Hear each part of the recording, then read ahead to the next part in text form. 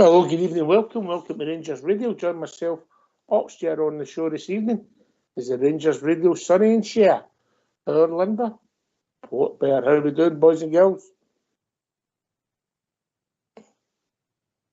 Evening, Port. Evening, Oxchair. Evening, everyone. I hope you're all keeping well. How are we doing, Port? Oh, maybe somebody's cut his electricity off, Linda. How are you, Linda?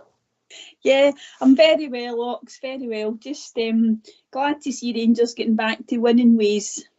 Aye, it wasn't a classic, was it? Wasn't a classic, you know, a bitterly cold day at Ibrox, eh?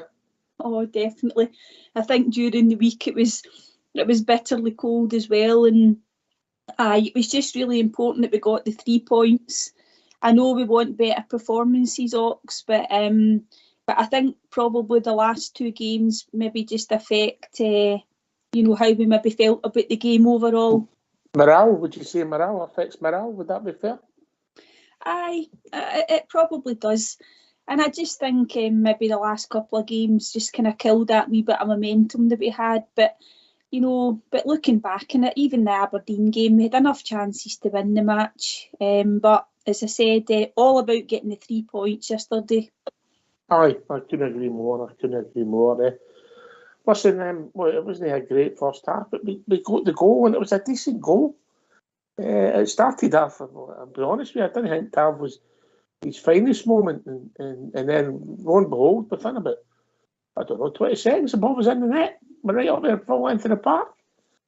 Yeah, no, it was a great goal, and Dessers actually does well, and I don't know, it's hard to put any more positive spin on Dessers, but we better not pick on him too much. But he did well, and obviously plays the ball inside to Cantwell, and I think he maybe overruns it a wee bit, Ox, and it breaks to Seema, and big Seema's like, I'm taking charge of this, and whack, it's in the net. Yeah, terrific finish from him. Yeah. How are you, Port? Oh, speaker forever, hold your peace. I'm worried about him now, Linda. I know. What's happened to him? I know. Looks as if it could be a double act. You could just be doing Share on your own tonight, you know what I mean? Do you believe? Oh, God. You can be Sonny. Is that him now? I don't know. Aye, so, but the first half wasn't great, but the second half was okay, if I'm being honest, Linda, yeah?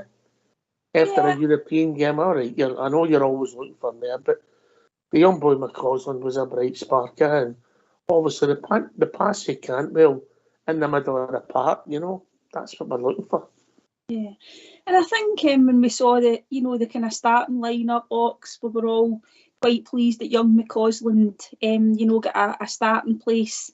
He's going to probably manage him, isn't he? But he's not a young man, but he's only just started to play senior football, in the last few weeks, and it was good to see Cantwell getting a start at the number 10 role. And I thought Cantwell, he came on to his game, and I think like to obviously see him play there going forward as well, Ox. But as the manager said, Todd was asked to do a job because of what was available to him in terms of playing people on the right. But I thought we were much better in the second half, I would agree. Are you with us, Mr. Port? Yes, mate. I'm going to cut this place off because their Wi-Fi is rubbish. Okay. How are you, mate? Aye, good, mate. Aye, I was just listening intently about in regards to obviously the first goal. That's a sort of, in regards to Dessers, that's what I expect for him. Big like me a guy, hold the ball up and people playing off him, and if he offers that going forward, and chips in with 10 goals, as long as he's creating and being a focal point up front where he brings other people into play, I can accept that. I can accept that for him, but it needs to be on a more regular basis. What Seema's shown, on the other hand, is a guy that's got an eye for goal, and then what was very clear, like in St Mirren, was when Todd Cantwell was playing in the middle of that, that 10 role, we're a far better side. I know he get hooked after 35 minutes during the week, and probably deserved it because he was following instructions, we're led to believe. But the manager gave him a good, started against St Mirren, played him in his preferred position. And just feel my figure, he's at the end of the match, he's wee standing ovation, and he really celebrated the first assist on his own. So I think it'd be good to get that, a bit of frustration, a bit of anger that he maybe had. Maybe he's better playing with a bit of anger in all right, calm down, mate. I've got my bottom. I've got 2 hours to kill. Calm down, yeah.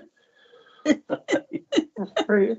I know you missed the start of the show, but we don't need to get his bloody address right. Okay, so it's always about Cantwell Porter, but yesterday the bright spark and the guy that it shone, particularly in the second half as the team improved, was young McCausland.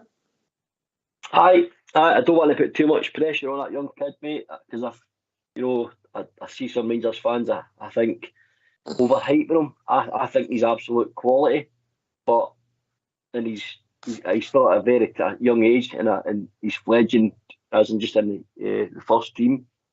I think we have to be calm with him, mate, because as well as the hype and all the praise he's getting, what sometimes our stands are like.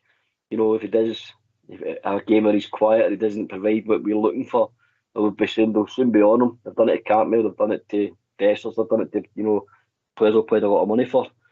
So I just want to take the boys along his journey steadily. May need to take him out of the team sometimes, Ox, and start him to bench and that again. But I don't I'm think he'll start. Put it out there, Port. I don't think he'll start on Wednesday. There you go. Aye, that's a fair point, fair comment. I just don't want the fans to expect too much from the boy. Let the boy develop at his own speed, because I do think we've got a boy with some great potential. I enjoyed him in the second half, Linda. I thought he's changed the pace, he's changed the direction, because he's obviously got a low sense of gravity. I think there was about 15 minutes he was absolutely superb. He's always putting his head up, and if he keeps his development going, hopefully we'll get a gem in our hands. Yeah, definitely, and somebody who's come up, through the academy as well. He had a terrific wee run. He came in field, and he took a few of their players out the game. He played that ball to Cantwell, and Cantwell first times it to Danilo. I don't know why Danilo doesn't take a touch and shoot, Ox. He played it back to Cantwell, and I don't think Cantwell was actually expecting it. But that all came from young McCausland cutting in field, and he's quite strong on his left foot as well. So yeah, I thought he was very good in the second half as well, Ox. I enjoyed watching him too. That's important. If a player goes one way, a good defender, he's in the game. But if a player goes 2 ways, it makes it difficult for even the good defenders, isn't it? And that's what it looks as if that boy's got. He can go both ways. Aye, he's very two-footed, mate, and it's good that he can come inside or outside, and he's comfortable going either way. His in-game intelligence, even the runs off the ball, I think he's, it's looking great. It's looking great in his development. I think if there's only one thing I think he can add is he'll need to start doing the defensive side of the game, because I think it's all good going well going forward, but in the type of team we are under Clement, I think he expects your attacking players defend for the front. That old cliche. I think that's a wee bit he needs to add to his game, and maybe a wee stone heavier. I think he's still a bit slight looking. But if he I don't know if you noticed a stone on him, Port, if I'm being honest.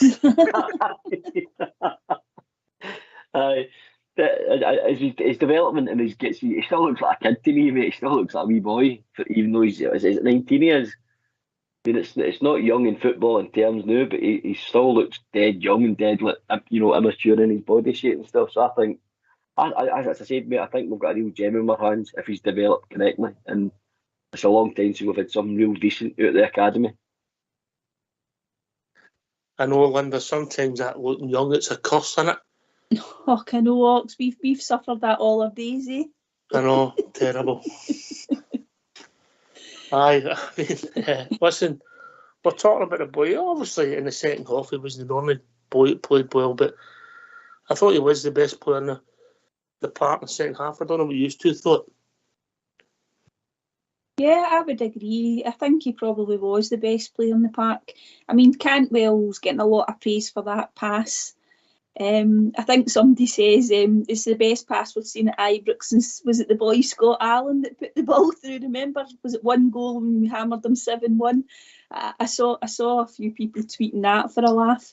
It was a great ball from Cantwell, but I wouldn't disagree with young McCausland. And seeing Thursday night as well, Ox, he could have had a second goal, couldn't he? And maybe sometimes he needs to take maybe more shots when he gets into those positions as well. But we better not be too greedy. No, once he gets that stone on him, Port, he'll have more power. Exactly, mate. It'll be harder to shift off a ball. He's got all the skill. He's got the skill, and there already. He just needs to add a wee bit of power. And like Linda's touching on, a bit more selfish when he's in them positions where he can strike. Because I think, like Linda, I think he's got goals in his game as well. I think he could add goals to Rangers. Be the flank, actually, I think he could play either side next year. I know I think he regards himself as a number 10 behind the striker, but what a player we've got in our hands, a boy that can play, in my opinion, can play left, right, or in that 10 position. And who's to say in later years when his body fully develops, he does become more a central midfielder, because he's definitely got the creativity. Aye. Well, as you say, we don't want to put him under too much pressure, but No. we'll wish him all the best, Linda. Yeah, definitely. Signed his new contract, loves the club, his family are all big Rangers fans, and it's really nice to see somebody coming through like that. And I see what Port's saying. I would like him to try and make the right side of the pitch his own, because we are struggling there. And if we could get somebody to really cement that and get some good numbers and really impact the game, Ox, I think that would probably, it might even save us a few bob. Aye. Listen, it's great to have somebody playing for us that knows all the words. You can take that any way you like. Port there. Exactly, that's a great point. What I think in regards to what they're saying, to make that right side his own, we've been banging on about this right side with their pitch for a couple of seasons now, and we keep saying it since Candiace left, more or less. And we've spoken about this Oxford privately and on the show. It's all about timing in football. Sometimes timing's everything, and I think with injuries and not having somebody that's nailed down that position, I think in this boy's development, obviously, since Clement's come in, I think he's seen a boy that's possibly could play in that position that we can't seem to get anybody for yet. And his time has been perfect, and his development's been perfect. Everything seems to have fallen into place for McCausland to make that place in that position his own. It's there for him to take up here. But like I say, slowly. And you need that back. I mean, you could argue that Lovelace was ahead of him. He gets his injury, and then McCausland takes up the cudgel, Linda. Yeah, really unfortunate for young Zach, isn't it? That he had that really good sort of wee role at St Mirren when we won 3-0 under Stephen Davis, his second game in charge, and we were looking forward to seeing more of him. But Port's right. It's just that the timing can be there for you. It can be against you. I mean, when you think about it, Ox, Scott Wright had come in and had actually had a couple of good games there. And then our luck, he ends up being injured, and I think he's ill as well. And we thought Scott was on his way out the club as well. Michael Beale I don't think he was ever going to feature under Beale. So it just shows you we get Scott Wright playing reasonably well, and then he goes out the team. It's just one of these things with us with injuries. So let's hope touch wood, we don't lose anybody else in the next few weeks. Yeah, you need a bit of luck, Port. You need a bit of luck. Huh? Aye, it's all just fell into place as Linda touched on. I mean, Zach Lovelace was, in his usage a minute ago, was probably ahead of McCausland, maybe going to make that right side his. And he's younger than McCausland as well. So he got injured and McCausland comes in and he's taking his chance. But it's great to see two youthful players, two young players like that under Clement getting a chance and taking their chance. That's the thing. It's all about when you get a chance, some people just can't handle the pressure. It's too big, the shot's too heavy, all these wee cliche sayings we've got. But these two boys seem to have taken their opportunities and not looked at a place in the team. Yeah, I know what I thought. I think with someone need to look at under that's 3 games in a row. We didn't have a Scotsman in our team. Did you pick up on that? No, we've not really got that many. No, but that's I don't know where that stands historically, and I hope they checked it out. But since we come back, with Ryan no starting, and we've not had a lot, but no, that's, you know. Aye. No, yeah, it is a good point, and it is something that we obviously will need to look at because of this whole European thing, the homegrown rule. And I know we want to win things domestically, but you do have to balance it, and you have to be able to have the players that can play in Europe as well, and you have to have a balanced squad, because Europe is where the club makes the most money, and we want to still do well in Europe. But no, it's a good shout actually when you think about it, because obviously Jack's out. Suter was on the bench. Wait a minute, no, that's wrong.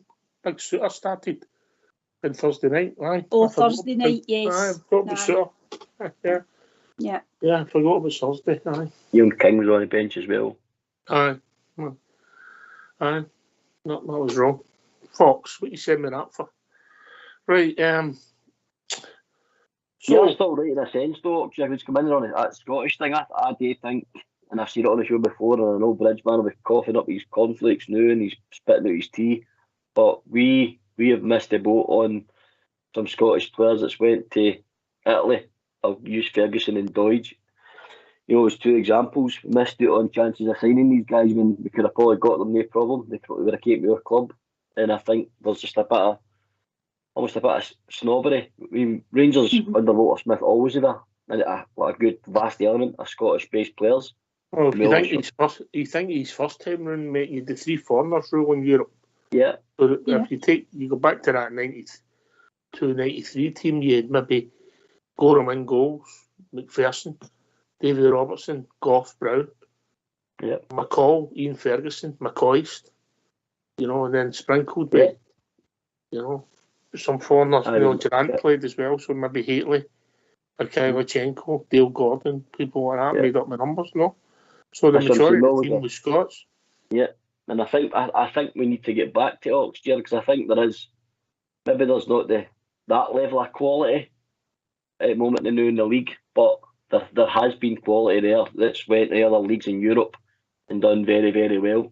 You know, and probably exceeded all our expectations. Maybe us as we thought they wouldn't have been good enough for our club, but it's turned out these boys have went to, as I said, Italy, some of the Premier League, some of the Championship, and they've done very well for themselves. And we just couldn't afford these guys now because they're gone. So, but there is still a wee element of Scottish players I think that could do a job. Scottish base players that could do a job for Rangers.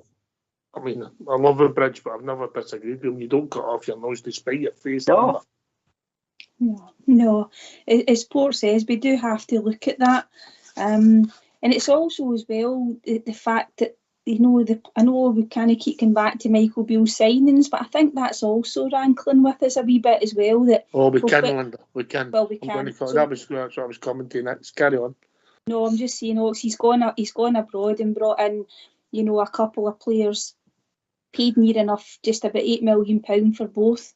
And what I would like to know is if Michael Beale considered going and trying to get anybody in Scotland. And I know I'm talking about Lawrence Shankland there, but it's just an example. And it's just, I would love to know who else he had on his list, and if he had any Scottish players. I would love to know if he even considered it. Look at yesterday on that bench, right? I know Yilmaz didn't start. Yeah, the money. Ben Davis didn't start. Cervantes, Lammers, yeah. All right, I know Dessa started, but so it made sense not to start Danilo in the third game. But I get that. Just thinking the money we've spent on them and the wages, it's frightening, Linda. With absolutely no return and no consistency of performance, it's frightening. It is frightening, Ox, and you you think about the last couple of games, the 2 draws, we're looking for a goal, and we've got, as we've said before, we've got somebody on the bench that's cost us £4 million. And when you think about it, it's just that that's not a lot of money to some clubs, but it is to us, you know. And you couldn't even bring him off the bench to get us a goal. And it's a real sad indictment of the summer, the transfer business. It really is. It's galling, Ox. It really is. I don't think it's just this summer. It's the recruitment in the last couple of years has been poor. I mean, apart from Big Jack's been an outstanding success, Linda. Yeah, absolutely. And called upon. I know we don't like their goalies having to make saves, but that is what they're there for. But there's another couple of good saves he had to make yesterday as well, Ox. And a terrific signing. We've got to give Beale credit for that. And I just hope we can hold on to him, Ox. I think Jack Butland's been an immense signing. Statuary guy, you know, very commanding in his area. Good communicator. You always see him for a guy that's just, you know, in the club, you know, in his first season. Already he looks like a guy that's been there for years because the way he's organising his back four. And it's no surprise when you get a British-based player, you know, that understands your football probably a bit more. I just think it looks to me like Dessers and Lammers, and it's nuts because we've had Dutch success in the past. They just look like they can't play in the league. I don't know if it's too quick for them, or the hustle and bustle of these low blocks and this constant, you know, in your face tactics that these teams have. They just look like two guys to me that's playing the wrong league.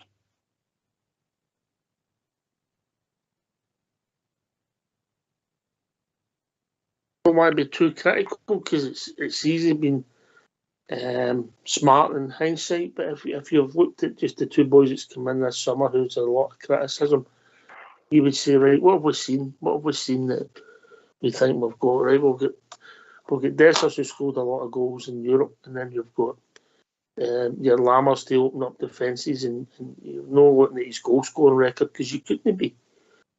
So you think, right, can they do it for us? Well, but then when you've watched how the pace of them, what was anybody thinking about? Or really, no offence to the boys, but just, I don't know what they've seen. I just really don't, Linda. Maybe they'll prove us wrong and they'll kick on the second half of the season, but at the moment, I just don't see it. I think it's a question that a lot of fans would like to ask. Maybe somebody will ask it at the AGM tomorrow.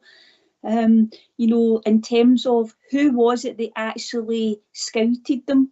You know, what sort of thing were they actually looking at? What was their portfolio? As Port said, some folk are just not suited to Scottish football, but they don't even look the business when we're playing the European teams.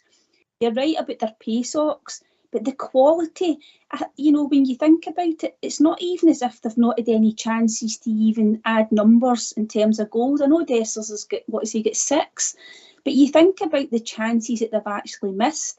I mean, we keep talking about, is it a lack of confidence? But eventually it must just come down to a lack of ability, which is even more worrying because if it's confidence, that might return. But you look at Sam Lammers yesterday, you know, the pressure was kind of taken off of him. He's on the bench and he comes on. Danilo set him up. He couldn't even get his first touch right, and then he puts the ball past the post. And, you know, you're just looking for a wee bit of quality. And the thing that concerns me as well just now is that, you know, we still don't score enough goals, Ox, and these are the guys that were brought in to try and rectify that. No, I don't disagree. Right, both used to, we better get these phone lines opened up. Yep. Indeed, mate, indeed. All right, come and join us. Give your thoughts in yesterday's game, how it's gone under Clermont, still undefeated, you know. Let's hear from you. 10 games. Why don't you give us a call on 0141 356 1972.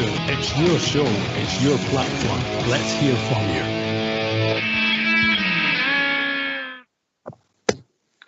Port Bear, it's going to be Big Phil's way, or no way, yeah? I think it's Stone. instructed today, you'll be whipped off no matter who you are. Because I would say, in everybody's eyes, Todd Gallagher, would be one of your first names on a team sheet. If you're picking a side, he would be in your every time. But if you're asked to do a job or a role, the gaffer's, expecting you to fulfil that. And if you don't do it, regardless who you are, how much you cost, I don't think Philip Clamont's got any, I think he's very professional, mate. I like it. I like that with sneak he's got. He just, I don't care how much we paid for you, or who you are, what your name is, or who you think you are. You don't do what I say, you're not going to be in the team. And I like that. It's an old-fashioned, style of management, in my opinion. But, in modern football terms, he's Philip Clamont's just taking no nonsense, mate. And I think that's the way it has to be to get the success we need.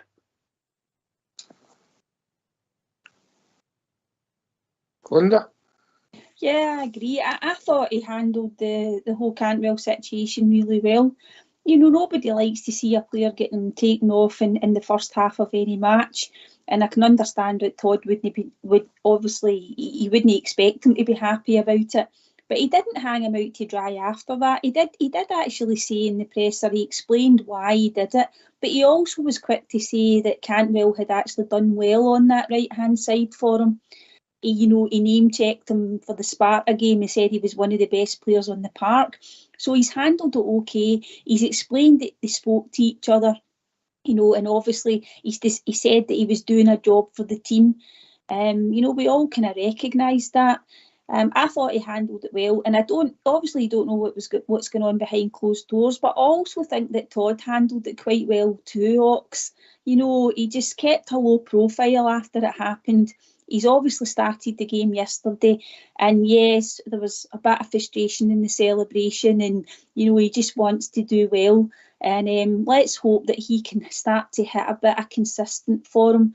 That in terms of what we saw when he, the second half of last season, because let's face it, we all want him to play well, and we want him to, he loves being here. But as I say, I thought the manager handled the situation well. I think it was important for a manager, Port. You have to. The players in the dressing room, they don't have to like you, but they've got to respect you.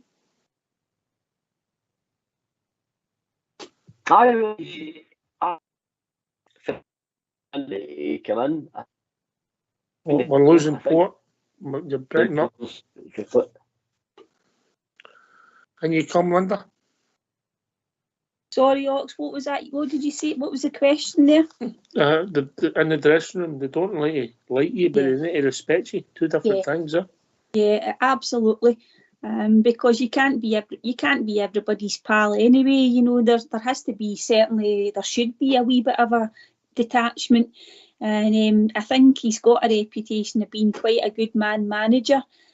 He gives you the impression that he will, protect his players, but behind closed doors, I don't think he would be slow to actually tell people, a few home truths if it was required. But no, respect is probably the most important thing that a manager needs to get from his players, I think, Ox, And it works both ways, eh?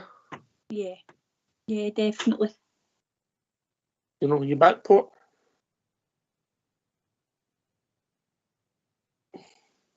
Oh, maybe no, Linda. Right. So I think we move on for that. The manager got it right, because he took McCausland on, we were 1 down. He got the equaliser. Ultimately, the manager got it right. It wasn't that decision that cost us the 2 points in the Europa League. Nope, it wasn't. And it's not the first time he has taken Cantwell off, because he did it at Hampden as well and brought on Scott Wright, and that actually made a difference. I just think we Todd, there is a certain element that, he's got to try and make the best of where he's asked to play. But, it's not as if he's not trying. I think it was just a case of Vox. He wasn't doing what he was, he wasn't listening to instructions properly. But you're right, the manager got it. He got it correct, yes. Do you think it's important that people Listening instructions, Linda. I think so. Is that a trick question? Right, Port, listen to the instructions. Yeah, I know. It's a yes or a no answer, Linda. Do you think it's important that people listen to instructions? Yes. Right, because we told this guy not to phone back again, and he's called in the day again. Evening, David. Oh no, it's no David, is it? Evening, Bob J. Oh, good evening, Ox. Good evening, everyone. Wrong message. Evening, Bob J. Sorry, Bob J. Oh, good. Have a laugh. You must have a laugh once every day. At least once or twice every day. How you all doing tonight? All right? How you doing, I'm just back. I'm doing all right, mate. I just took with the dog there. Called on my mother-in-law's stair. So a polar bear in a bad mood. Right. I hear you and Linda discussing it earlier on. I'm sick of my club getting used as a benevolent fund for injured players. I'm sick of people that are signing for us that are substandard. All this must change because we've got one obstacle in this league, and we need to get better and overcome it. Because believe it or no, I got up early yesterday morning, which is early for me on a Sunday, and I watched a bit of their game. And if we can't get good enough to overcome that, well, I don't know what the future lies for us. Your club's got a history of that, delve out money on duds. And I didn't like using that word, but it's true. When you think back over the years, you think of the Prodan fiasco. £4 million for a guy who never even kicked a ball in the first team. That was ludicrous. I'm not going to exemplify it, or you can, it's all history now, but surely with what happened to your club, that the purse things, the economics, it must have been better looked after. And apparently it's no. Who the hell sanctioned this man Beale to bring all these people in? That's questions that we must find answers to. We'll go to. I think there might be a few questions and answers about that tomorrow, but I think the answer will be, Linda, then Port, that the people who sanctioned it are no longer with the club. Yeah, I think so, Bob J. And it's just a hard fact that they aren't there, and ultimately it's basically cost them their job. But it's also as well, just thinking about the injuries, Bob J. It seems to just be the length of time that our players are injured for. I mean, that was a bit of a blow to hear about young Raskin. His rehabilitation's not going as well as it should, and he didn't look happy about that, the manager, when he had to break that news to us yesterday as well. What's that, Linda? I never heard. Aye, he's Raskin's rehabilitation is not gone as well as they had hoped, and it's looking like they're going to have to send him for a reassessment. So it's looking unlikely that he's not going to make the cup final. He doesn't think, but he's obviously broken down, Bob J, in his recovery. How many more times have we got to hear this, people? We hear it constantly, all the time. If it's not Raskin, it'll be somebody else. And we're all getting sick to the back teeth here, aren't we? Really, it's so frustrating. I mean, Rangers have got I believe Rangers have got a fair squad of players at the moment. They're all right, but we've got a full-strength team in the park, get a bit of consistency built up in this league. We're doing all right. But I don't know. I don't know, Ken. I don't know where it begins and where it ends. I'm banging my head off the wall looking for an answer for it too. I think if you look at it, we've not got that many injuries. Guys coming back. No. Well, but when we get an injury, it seems to be, a player that's important to the squad, and we've not got the depth or quality in the squad that if somebody like Raskin, who was doing well and was probably going to kick on another level under Clement, in my opinion, I think when you lose a player like that in the middle of the park, we've not got that same quality to replace it. And that's why Tom Lawrence had to drop in deep in one to basically take that position, because Ryan Jack's out, Raskin's out. So in your engine room, you've got guys, Hunsom's your main man, then you've got Tom Lawrence who's playing in there, but that's not his favourite position. So you've got, square pegs and round holes again. And when that happens, you can't get any consistency. in your team selection, or your formation, or even the style of your play, your philosophy you're trying to get across, because it's always stop, start. I don't think that helps the manager either. But in regards to what Bob was just saying about our signings, it has to improve. And I think what will happen is, under the new director of football, remember that wasn't available there when Bill was signing on them players. He was out, to use a phrase, the car salesman, he coaxed all these guys to come to Rangers. When we don't really know who, as Linda said, who scouted them, who went and looked at, he made us believe that he'd been watching these guys for a couple of seasons. The club should know if you're letting the size of your business and you're letting somebody go and spend 4% of your turnover on a player, you want to know everything about him. Linda? It doesn't look that way, does it, though, Oxgear? No, because if they did, they would know he can't run and they wouldn't assign it to them. Yep, 100%. Yeah. But like I say, hopefully it changes under a director of football. We've got. Well, I hope so, mate. I hope so. Look, Linda, injuries are part of the game. Raskin's one, for instance. It was in the opposition's penalty box. He tried to get a shot away and it ruined his ankle, yeah. And the next thing you know, it's taking a bit longer. I can live with that, It's some of the muscle ones and people has disappeared for long periods of time, Yeah. I think Big Phil's shaking some of that up. Yeah. Aye. He's asking questions, I think, I think even the medical team were surprised about how much detail he wanted to know. He was quite quick to say that as soon as he came in the door, that they can expect him to be more involved. Yeah, you're right, Ox. I think if you think about young Raskin's injury, it looked a bad one. Scott Wright, I think I remember him getting injured. I don't know if it was actually, it was in the last kind of 10-15 minutes of the semi-final, I think. But he's also been ill, and so I don't know whether it's illness or injury that's keeping him out. But you've then got players that you kind of, I think you need to give up on the hope that they're going to make an impact, like somebody like Kamar Roof. I mean, he's got a history of injury. And that was obviously when Beale was first here with Gerrard, we signed him.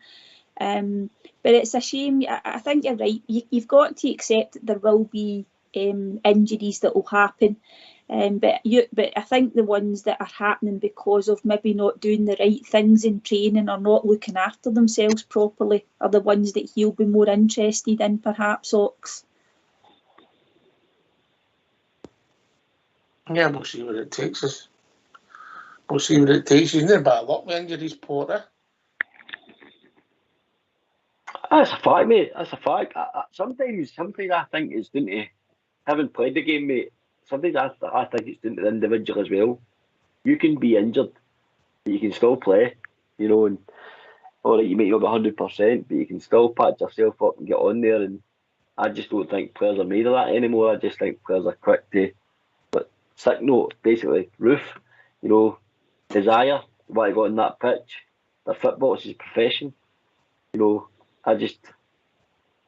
you're that badly injured the way Kamar Roof is all the time, as an example, then maybe he's better quitting the game because he spends a lot more time on the injury table, mate, than he does on a football pitch. And if you can't go on that grass, then maybe you're in the wrong profession. I never quit the game at X amount a week, mate. That's the problem. Yeah, I know. But you get what I mean, don't you? Mental fortitude. I just think the players have it anymore. Bob, I've been saying a stat. We've been critical at times of our defence. Surprisingly, we've lost 11 goals in 19 games this season. Is that all we've lost? Aye. Oh, that's a good defensive record. Aye, I mean, when you think about it, the defence has been all right injury-wise. Last week there against Taras, it was suspension. And the fact that Balogun wasn't included in the European squad. So, but John Suter had a good spell there before the international break. And yeah, the defence has been okay. It seems to be middle to front, all these injuries are happening. I just let everybody else talk. You can talk to your obviously I'm blue in the face and like the rest of us, but you just can't put your finger on it. There's people for years now have been trying to put their finger on this and just can't do it. There are many times in the past, I hate hanging back to the past is the past, but I was at Fairhillion Day. Rangers had 11 internationals sitting in the stand. You know, I just couldn't comprehend how a club of your size could have that many people injured sitting in the stand. I don't know if they were or no, they probably were. And they, for to exemplify Kemar Roof, it's ridiculous with him. The amount of time he spent on a treatment table. Ridiculous. It's bordering on ridiculous. How a professional can be as injured as regularly as this. He maybe should consider giving up the game because he's never going to be fit again. He's never going to be fit for Glasgow Rangers. And he's drawing a wage every week, just like the rest of them. And it's got to stop. The economics didn't add up. We all ken that. That's why the club got to sell in a fortitude all these in 2012 there, with the economics. You can't have no economics, man. But I don't know. Somebody has got to put a halt to it or something. Because if they didn't, your consistency is not going to get to the level because we're going to win this league again against a very poor opposition, I may add. I don't think you can plan for injuries. That's the problem, Linda, because you don't know when you're going to get them or how long they're going to be. No.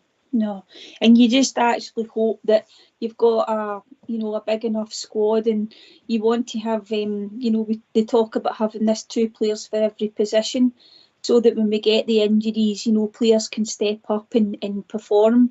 And unfortunately, we just haven't got that this season, so far in certain positions. If you think about the midfield there, with Ryan Jack stepping out and Raskin, we thought that was a chance for Cifuentes to come in.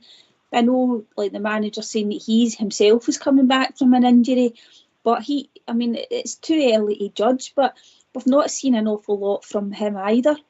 But your question about the defence, Ox, I think it is better than probably what we think, because again, it comes down to the fact that we just don't score enough goals. If you look that stat I gave, that 19, that was just the league in the Europa League. Obviously, there's a couple of League Cup ties, and that was just for the league in the Europa League, But it's quite interesting, Yeah, and we've got the PSV hammering away in the Champions League that's not been included in that, obviously. No, playing Europa League. Yeah. If you like, since the season started no early. Yeah. But you're right. Obviously, that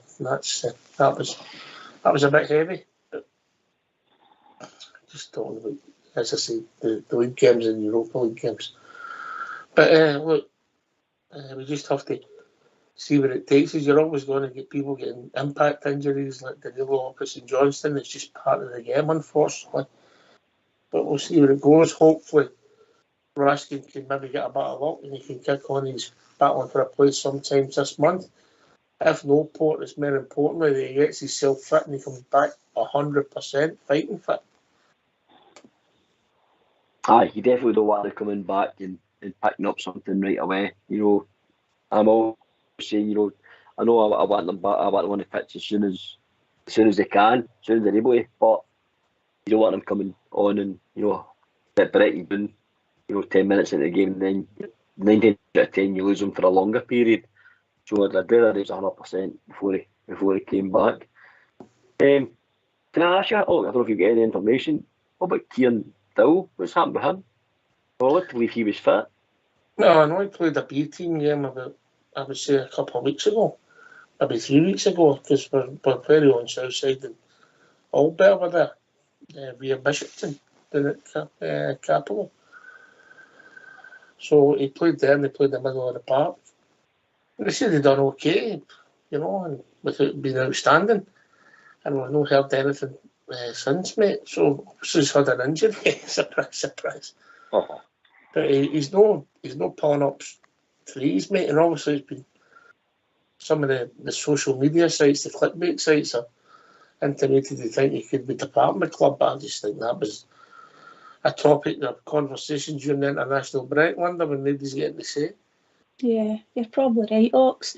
He's not in the European squad, isn't he not? So he wouldn't have been able to be on the bench on Thursday there. But he wasn't on the bench again, as Port said at the weekend. And it could be that the manager just doesn't think he merits one of the subs places in terms of the cover that he needs to be able to rely upon. So I don't know. I mean, that's another signing that came in with an injury, a history of injuries as well, Ox. He's never been signed, man. Never. Beggars belief. No, never. You know, he scored a wonderful goal in the league as well, Port, didn't he, against Livingston at the start of the season? A skewer, he did. I thought, I thought, you know, he had quality. When we signed him, I was quite positive when we signed him because, you know, a midfielder, you know, goals in him, passing, great range of passing, done well at Norwich. You know, one of Carwell's pals, team were quite creative in the middle of the park for Norwich, you know, and got a promotion together as well. So I thought we'd got a good player. Obviously, we got him on a free. But even with midfield being short, he can't even go on the bench for our league squad. Strange, mate. Strange. Maybe he's just not done it for the boy. That happens, Bob J, doesn't it? That happens. What's that? Boy gets a knock, an injury. It just doesn't work for somebody at a club. Seems to happen with an alarming regularity at Rangers anyway. But aye, I've seen all that stuff about Dowell and all. Somebody stopped me in the street, a Rangers fan. Boy, I knew his ads. They've told Dowell's agent to find him another club. I didn't see that. The boy's just in the door, give him a chance. And now's the time he maybe should be getting a chance. But like Linda said there, aye, he came with a history of injury. Yeah, another year. I don't know. You just keep running up against this brick wall this time with this word injury. And aye, in a contact sport like football, especially high-tempo football in this day and age, you are going to get injuries. But why, oh why, is Rangers getting more and more in their fair share? So, we'll see. I hope this man can certainly sort it out anyway. I think he's made inroads already, Linda. Yes, aye. I mean, he's... I don't know if he's still in his observation period or not, but he certainly seems to be... He's got a grasp of things really quickly. You know, you could argue that, I don't know, was he under a wee bit of pressure after the 2 draws? I'm not really sure. I still think he had quite a lot of credit in the Bangkoks for the start that he made. When you think about what he inherited. So I think, you know, we've got to be a wee bit patient, and I know that's easier said than done because we want success. But I'm still confident that we've got a decent manager in post, and he seems to be, you know, he knows what he's doing, hopefully, Ox. What's pleased me is it's only small victories, but I think we've improved slightly in each of the second halves in all the games, the last 3 games, which the disappointment will be, Port, that we weren't great in the first half, and on them, if I've been honest. No, you know, just touch on what Linda says. When Clement came in, the team, in my opinion, were on their knees. We didn't know. Team looked like there was no, you know, formation. There was no philosophy in place. Beale had totally lost the plot. You know, he had to come in quickly.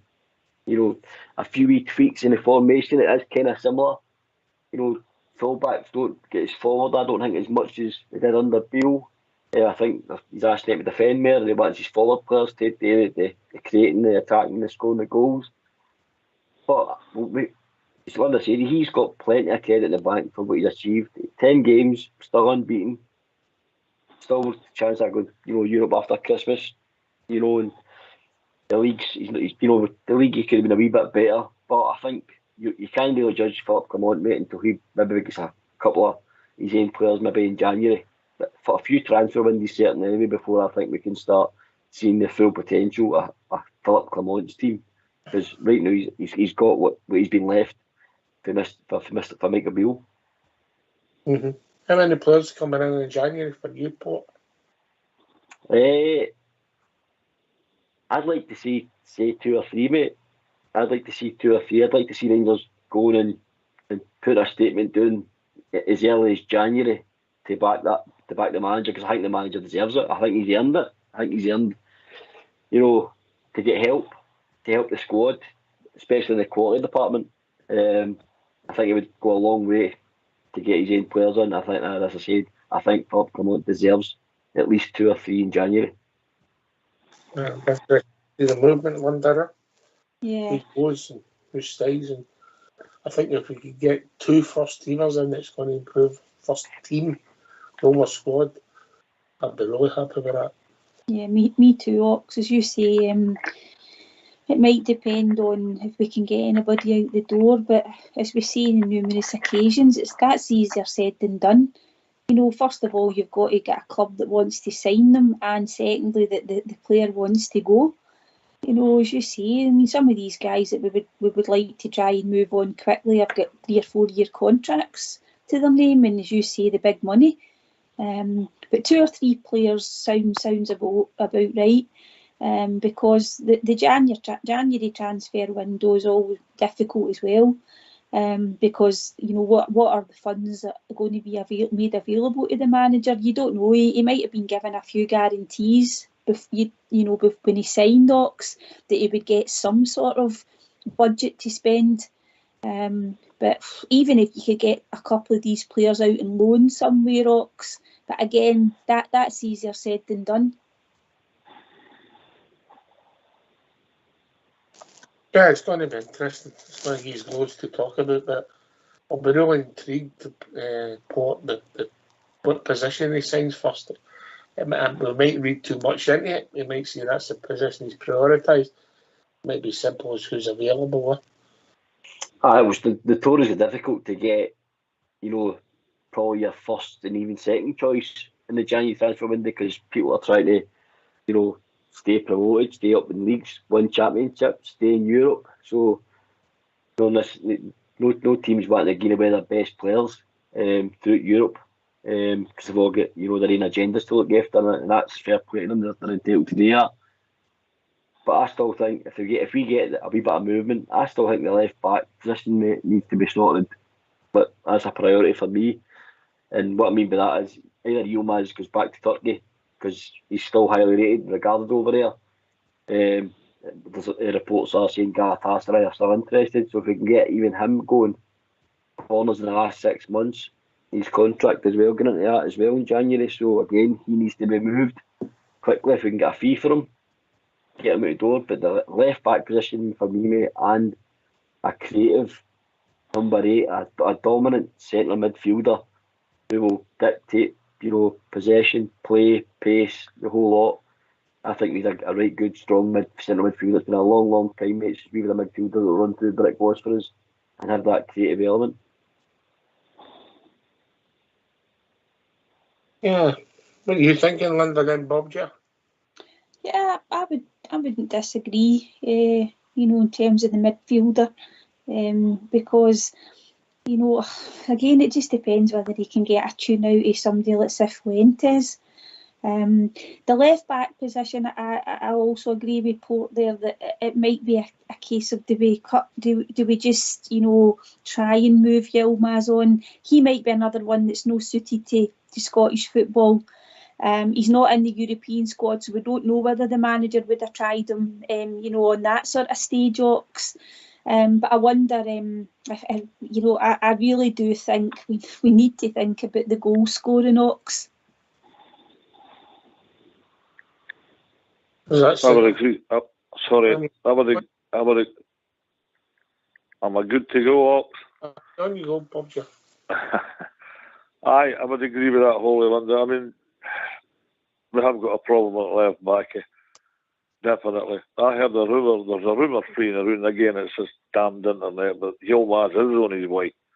We'll find out in a few weeks in January. But I don't think it's happened for the boy. If we can get money for him, and Galatasaray are interested, takes him back home, we get money, everybody's happy. But the problem is goal scoring now, because I don't think that Dessers is going to cut it. Lammers is definitely not going to cut it. And, you know, this is problems that need to get addressed, because we should be scoring more goals in this league. But hey ho, look at the pluses. We're still in Europe. We're still on their tail in that league. And we almost had a chance to cut it back a wee bit yesterday. It didn't happen, but that's it. But I still think overall, I didn't care what anybody's thinking about this, I still think overall the Rangers team to me still looks a bit one-paced and laborious. What do you think of that point? It looks a bit like that to me. I don't disagree, mate. It's the lack of pace has been a problem for a while, and we never rectified it in the transfer window. Linda? Yeah, I agree, Bob. Yeah, we're lacking a bit of pace, kind of all over the park.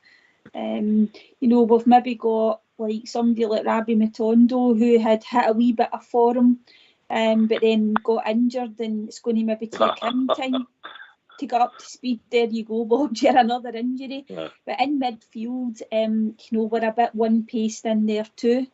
And obviously, the young boy Yilmaz does have a wee bit of pace, but we're not, at the back, but we're not really giving him a chance, Bob. Yeah. So, but yeah, I would agree with you. We do look a bit one-paced, but certainly from the goal scoring point of view, I think all over the park we need to chip in more. I mean, even our central defenders, none of our central defenders have even scored a goal this season, and we're not really getting good numbers from any of the midfielders either. So, I just think that's it's a priority for us, I think. Bob, yeah. I don't want to tempt fate here, but I joined in the Shankland thing. I don't think he's the answer for Rangers either. I don't think so, because I feel he's a bit one-paced. And I want to sort of, who's a better player than him? That lad at Aberdeen, that Malioski, he's a better player, but that's down to opinion. I want Rangers in with somebody there at centre forward that the ball bounces off their backside into the net, they shove folk out the road. They're quick, they're tough, and they're hard. That's you pay a lot of money for these guys, but that's what we need. That's exactly what we need. We need a goal-scoring centre forward, a guy that can nick you 19, 20 goals in the league. Oh, Marco Negri, where are you? But at the end of the day, that's exactly what we need. We didn't have a presence in the box. Every time the ball's crossed in, there's no presence. I'm sure you agree with that. You see it week after week. You know where I'm coming to. Rangers always had a presence in the box. We can't redo up Mark Hateley or the aforementioned Negri or anything like that, or Super Ali. These are all legends of the club, but that's what we need to work on. Is somebody or one or two players that can hit the back of the net with alarming regularity and be a hero with the fans and get the club back on top again. You can't do that. You can't do that unless you get people creating for you, and that's been part of the problem as well. Linda? You can't do it unless you've got money. I think you're right to a certain extent, Ox, but there's also been times where some of the chances that have fallen to our front players, they haven't executed the shots well. They've missed some real sitters. But we actually let somebody leave. I mean, I don't know what Big Cholak's circumstances were. I know that he had just got married, and it might have been that the move suited both parties, Ox. And obviously, we Fashion went to Saudi, and he couldn't knock that back. But somebody like Cholak was a penalty box striker, and he was banging in the goals when he first came to Rangers. And 5 times their debtors as Cholak, eh? You know what? I do think Big Cholak, and I know he had a bit of a barren spell as well. I think he was out the team, came back from injury, didn't he? But obviously, things just didn't work out. But I think what our understanding is that I don't know whether Mike Beale had said to him that he wasn't going to play every week, and you can't guarantee people starting in positions. I understand that. But he says he was going to get limited time. I mean, that's quite astonishing when you look at how badly performing some of these players that we've brought in, some of their play has been, Ox, that we actually said to Cholak that you'll get limited time. But I don't know. Hindsight's a wonderful thing, I suppose. Aye, right. Okay, we've reached that time of the evening. Get yourself a mute because we're going to have a tune.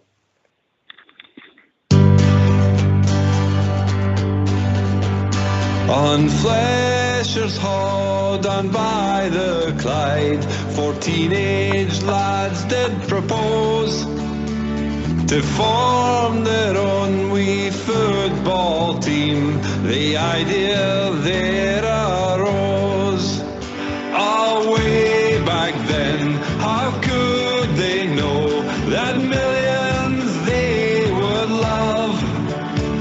the greatest in all history, the Rangers Football Club, the Rangers Football Club, the Rangers Football Club, the greatest in all history,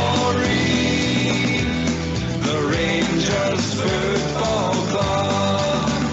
A debt we owe, we cannot pay, those gallant pioneers, a legacy they did bestow, we shared down through the years.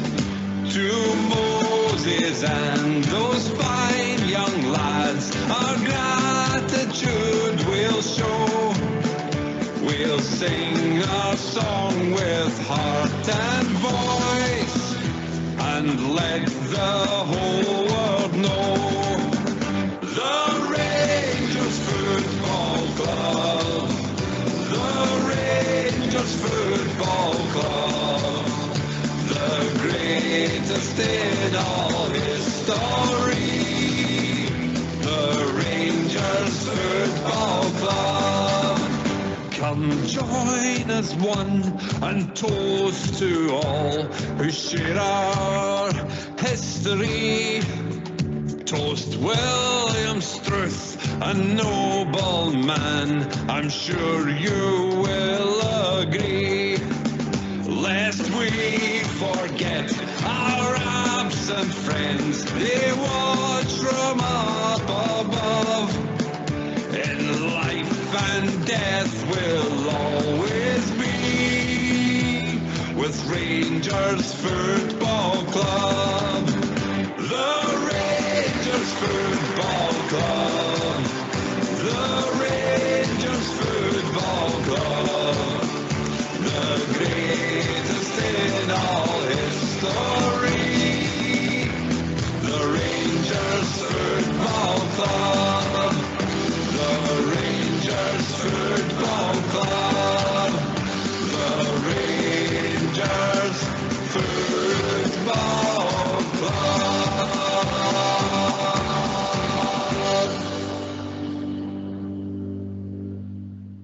Why don't you give us a call on 0141 356 1972. It's your show, it's your platform. Let's hear from you.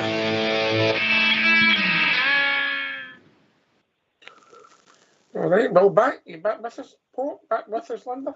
Yeah, right. Yep. Yep. You all right there, Bob Chair? I'm here. Right, big day tomorrow, always for the club. It's EGM tomorrow. Don't know if there's anybody gone. Yes.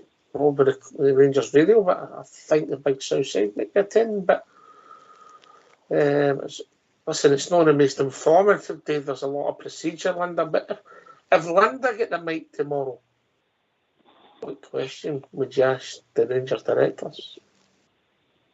I think I would ask them something about the transfer policy in the summer, and who was given the, who had the final say in terms of the recruitment. And I know you don't want to look back, however, I still think it's a question that we're entitled to ask, Ox.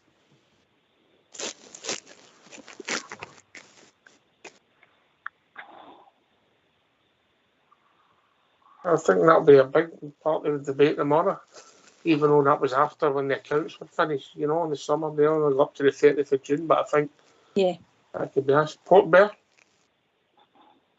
I think that's one of the things I'd certainly be asking is obviously transfer policy, and I'd like to know what the next, few transfer windows hold for Philip Clement and under, in regards to player profiles, what the director of football's plan is, and I'd like to also see further development our youth players at our club, mate. I'd like to see where at with that and what the plan is for that for the next 3 to 5 years. But definitely transfers are a big one for me. I'd like to also find out if there's possibility of further investment as well. You don't want a lot, do you? No, I'm not greedy. I'm not greedy. What was your I question? just think, Mel, What are you going to say, Port? no, I want to just know where my club's going to be in 3 to 5 years, Ox. I've seen it before on here. For me, I want to retain to be the club that's got the most trophies in all departments, you know, and that mob are closing the gap. I don't like it. I just want that. I want this run to stop, and I want us to start winning again and winning trophies, putting silverware back in my cabinet, mate. But the trouble is the sports side. It's only one. It's not the business side. You know, the directors. You know, it's football. We're all about football, winning football matches. But the directors, the shareholders, it's a business, and it's football sport. You know, there's no guarantee you could sign the best player in the world. They can walk in the door and break his leg for you. Port, no.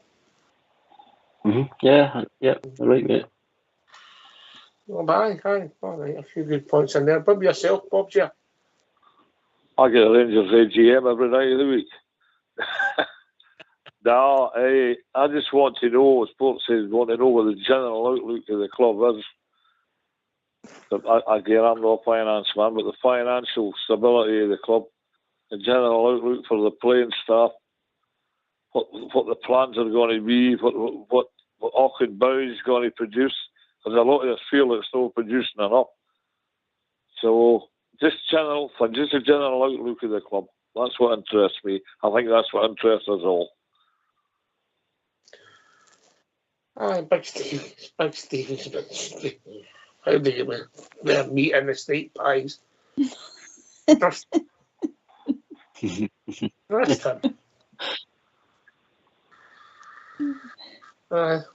But it's going to be interesting. They've all be a bit of flack coming aboard with recruitment. I can't see any other way, I wonder. Yeah, absolutely, Ox. They're not going to be able to avoid that, and I think they'll know. You know, like with the accounts being published recently, and you know, obviously John Bennett's did a good summation of the accounts and what they're looking to do going forward. You know, a big reference to player trading. And we've obviously just made these two sort of new appointments recently. They kind of a final appointments to make up this, you know, calling it the Men's Football Board. I know the guy, is it Niels Copen, that's come in from PSV.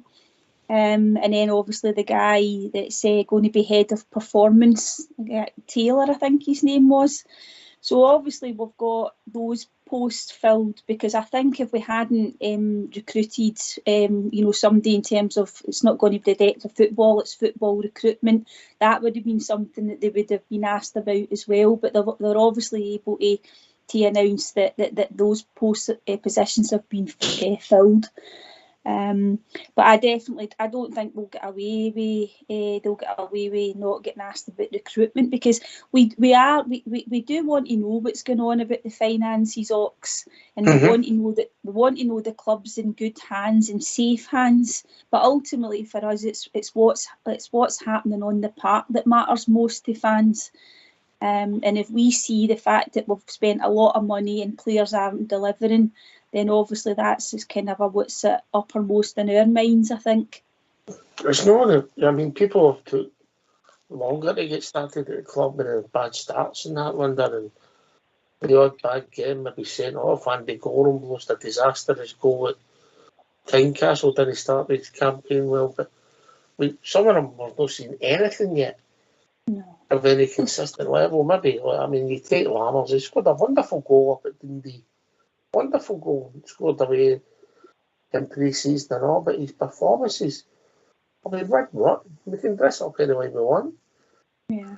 You know? And this is a guy as well, Ox, that he started a lot of games, but you know he's come off the bench. I think we were talking about this yesterday. He's made about 22 appearances. You know, it's not as if he's not been getting enough time to actually show us what he can do. I mean, that's what we're all worried about when it comes to him. But Dessers has obviously sat out a few times. But I don't know. It's hard to see how they're going to come good at all, Ox.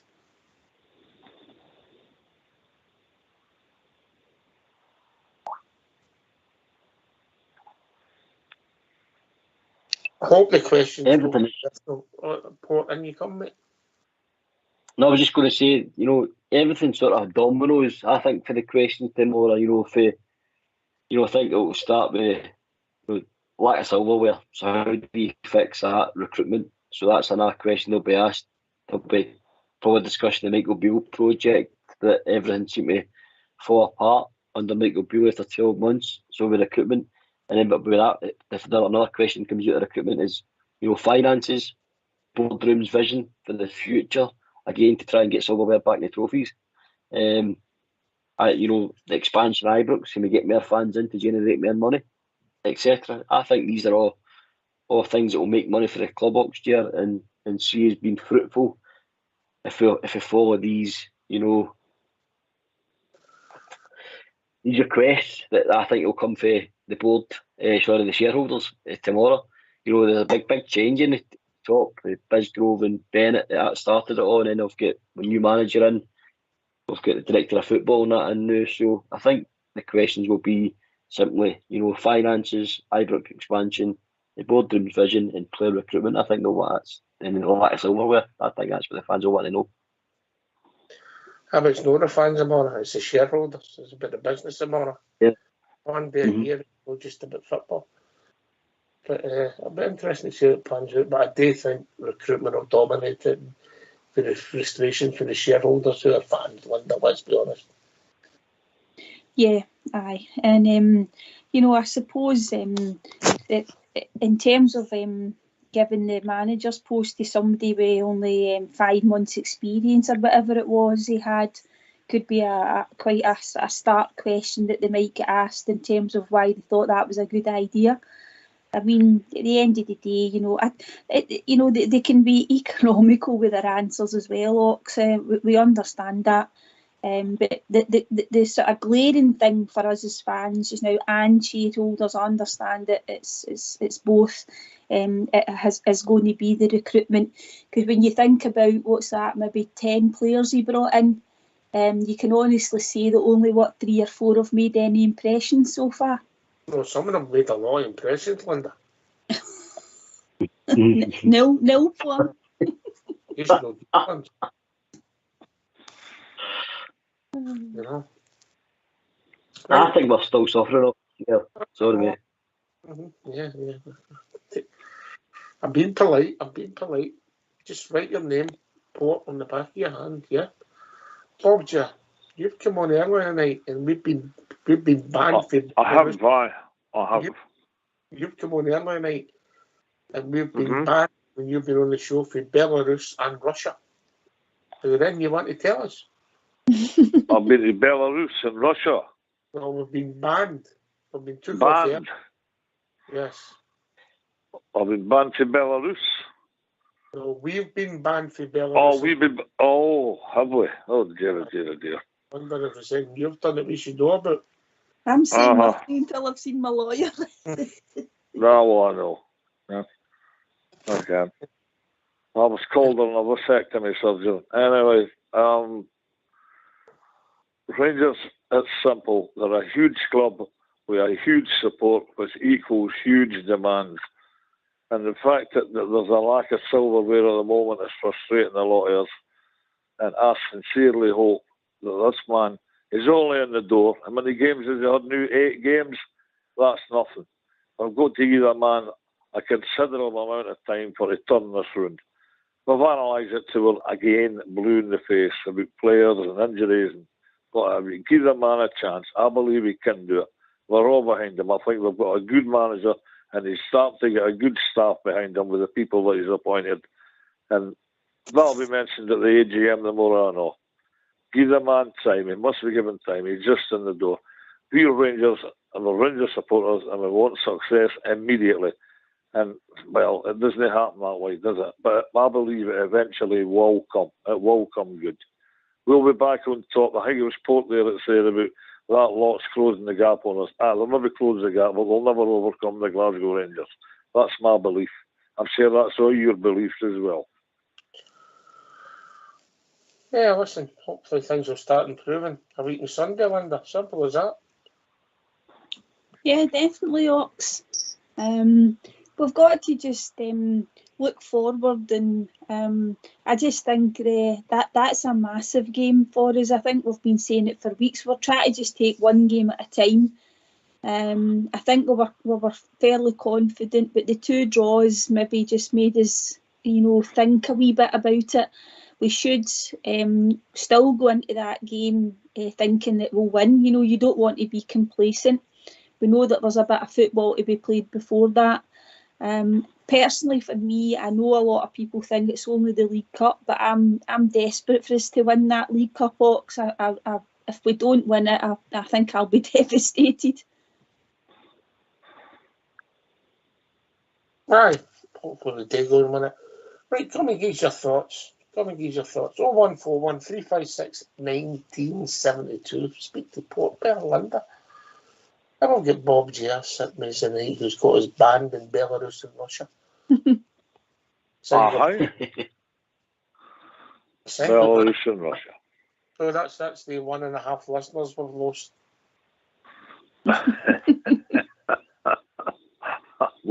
I wonder who the half is. Aye.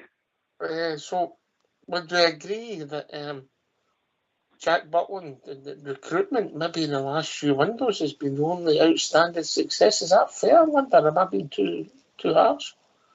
In the last few, Ox. Well, if you think, obviously this one, he's the outstanding, piece of recruitment. But I suppose when you think about last January when we brought in Cantwell and Raskin, I know that, they've maybe not hit the heights that they did in the second half of last season when they signed. I think we had a lot of hopes for them. Unfortunately, young Raskin's picked up this injury, and Todd's has lost a bit of form. You could argue, Ox, that he has been played out of position, although we would still expected a bit more from him. But before that, you're getting back to under Gio, when we signed Darren Ramsey and we brought Diallo up on loan. With a couple of loan signings. I think South African fella. Zunga, that was before. That was with Gerard. Right enough. I was Gerard and Bill. Try to think, Ox, who else we signed in the summer. Last summer. Well, last summer we brought in John Suter. Aye.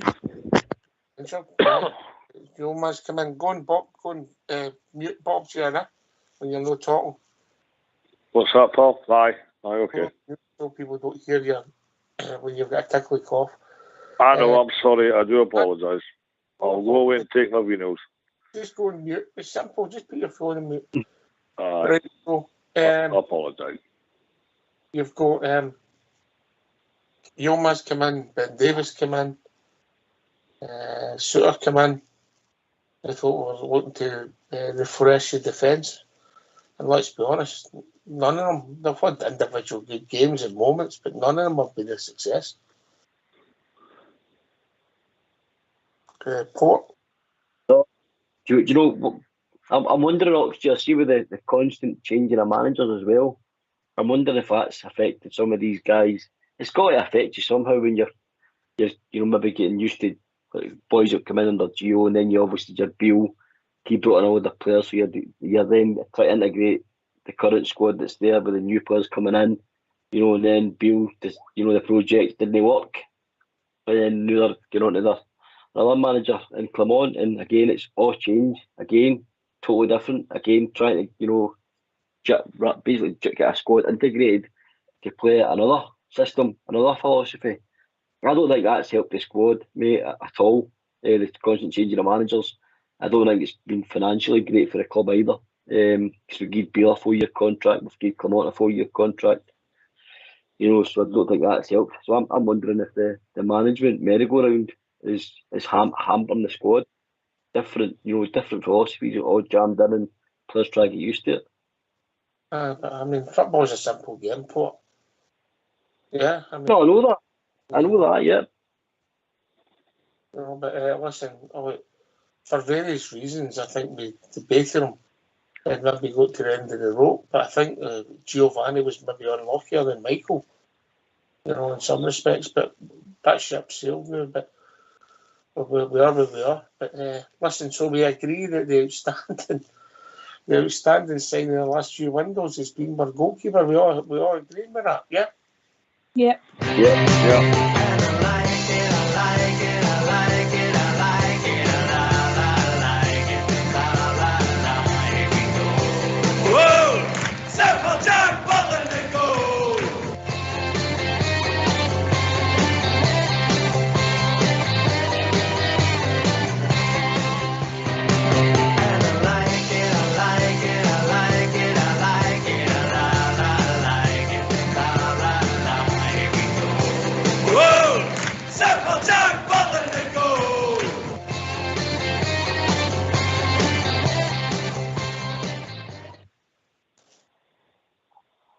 That was a great point you made earlier, Linda, about offline, about will there be questions asked about the constant media agenda attacking our club. I mean, you see some of the reporting, some of the... It's just... We can see... Hello there. Ian, Stuart, how you doing? Hi, all right, guys. Linda, how you doing? All right? Hi, Stuart. Yeah, how's it going? Aye, All well, I've no long in, so I'm not sure of the theme, but I heard you talk about managers and that there. No, we're finished. Finished with that. You finished with that? I've just got to mention about Gio. No, we're finished with that and all. Finished with that, right? Okay. What was the theme again? Well, we're talking about nuclear physics, mate. Physics, all right, okay. Nuclear physics, right. It's physics. E equals MC squared, that's about it. I've not got a clue what it means, like, but I've heard about it. Basic physics, mate. No nuclear physics. Oh, well. Right. Aye. Next. Talk about Gio. Aye, on you go, mate. It's all right. Gio, I mean, I read something a wee while ago, or it was on the radio or something, he says the pressure and the intensity of the Rangers job just got to him. I mean, I think that's true. And that's coming from a guy that's played at the top level, Rangers, Arsenal, Holland, and he couldn't handle this manager's job. So that, I mean, if you look at, like, say, Beale, he came in, kind of Jack the Lad type of boy, he was a coach, you thought, I can do this. Didn't work for him. I think this new manager we've got, I think he's been around the houses a bit, and he kens that he's worked up to the bottom. He's not just sort of came into these kind of jobs with a big pedigree like Van Bronckhorst, although Gerrard did a no bad job. I think he's got to do a good job, but he's got a hell of a job on his hands when you look at all these players. I know you've just been listing them, Dessers and all these guys, Dowell. None of them really hit the mark, and how they're going to weed these guys out and bring fresh ones in. I mean, you take to be Paul Daniels to work that one out and keep the thing going. That's the big problem. How does he keep it going? And they know that they're not maybe got to be part of it. He's got a job on his hands, so I'll test anybody's managerial skills. You know what I mean? It's going to be difficult, but I think he's a good guy to handle it. I really do. I think that for me, looking back in hindsight, it's easy to pick mistakes. I mean, I don't think Michael Beale had the pedigree or the experience to get the job, and maybe for him, it maybe came at the wrong time if he'd learned his trade, because he had to learn his trade, and it unravelled in front of our eyes. I think if I had one criticism for Giovanni was his backroom staff, along with Michael's. I thought his appointments were poor as well. But I think Giovanni, what would have helped him was a somebody for the west of Scotland on his backroom staff, who's a corner boy. He knew just. I know Giovanni played for the club, but he wasn't steeped in the traditions of the club. I think that was glaring on both appointments that you've just said, Beale's and Giovanni's. Just somebody, a confidant you can go to when tough times are around the corner, tough times are unfolding in front of your eyes. Just somebody you can go to say, how do we get out of this mire? I think that would. I mean, Alex Ray's there the new with Clement and his assistant manager, and that's his go-to guy, in my opinion, for the knowledge of the Scottish League. And when the tough times are getting tough, he'll be the guy that he goes to and says, what players do you recommend in this league? Is this philosophy formation working? Is there anything we can tweak? It seems to be working.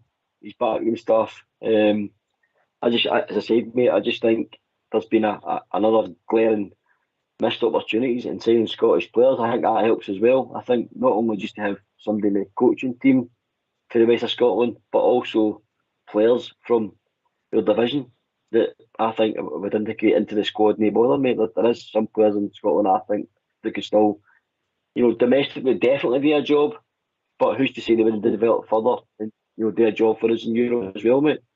No, definitely. It's not about getting your best players, it's getting your best team.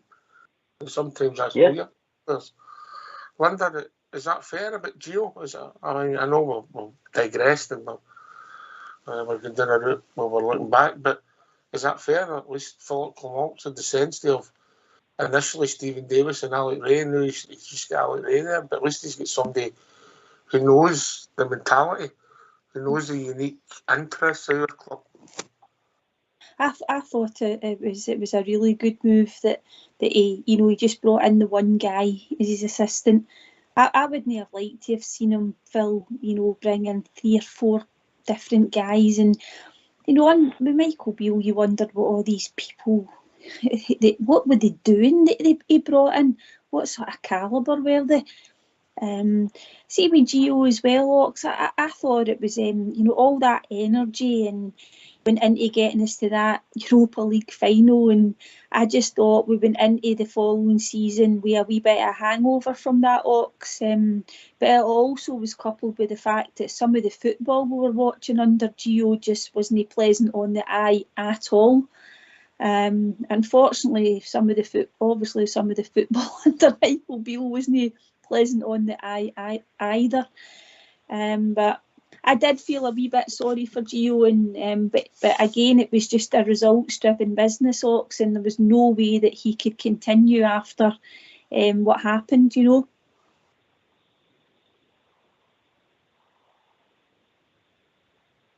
It's a job that's got no hiding place. The Rangers job, there's no way to hide. The pressure's on you immediately under. That's a good point, mate.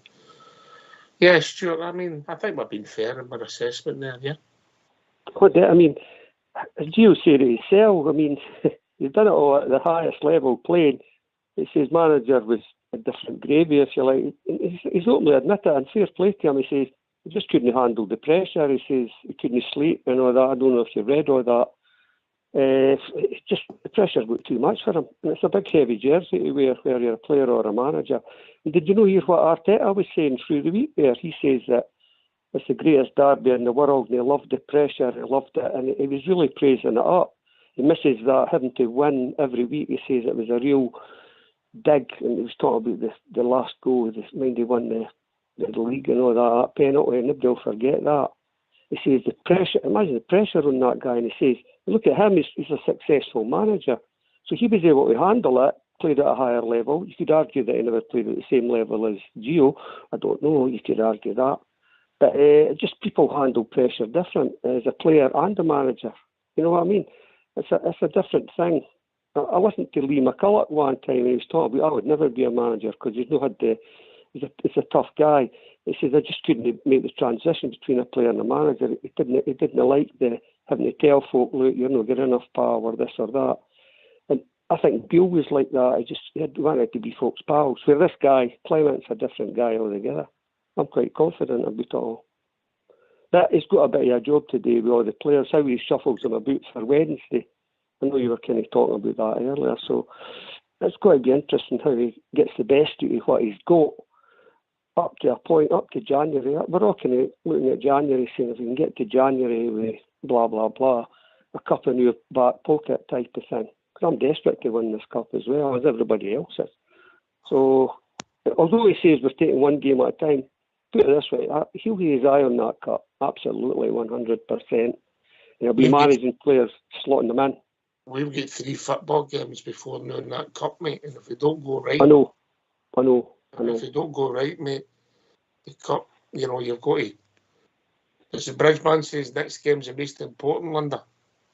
Yeah. Because, if you think about the week before the cup final, we go away to Betis, and you know, a lot of fans would think that, you know, the League Cup final's the bigger game, you know, Ox, but for the club it's important that, you know, we're guaranteed, obviously, Conference League football, but they probably would make more money if we were in the Europa League.